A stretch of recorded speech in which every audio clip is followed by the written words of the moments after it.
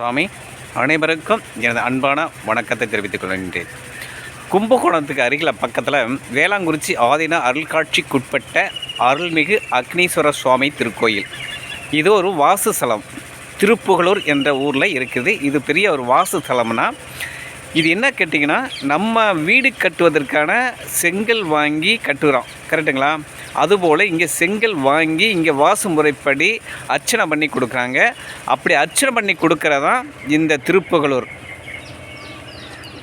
இந்த திருப்புகலூரில் இந்த சிவன் கோயிலேருந்து பழங்காலத்து சிவன் கோயில். இங்கே சிவன் கோயில் அர்ச்சனை பண்ணி கொடுக்குற செங்கலை கொண்டு போய் நம்ம கட்டுற கட்டடத்தில் ஃபஸ்ட்டு கட்டும் போதே 4 மூலைக்கு 4 கல் வச்சு அதை பேஸ்மட்டமாக கொண்டாந்து செஞ்சோம்னா நல்லா இருக்கும்னு ஐதீகம் சொல்லுகிறது.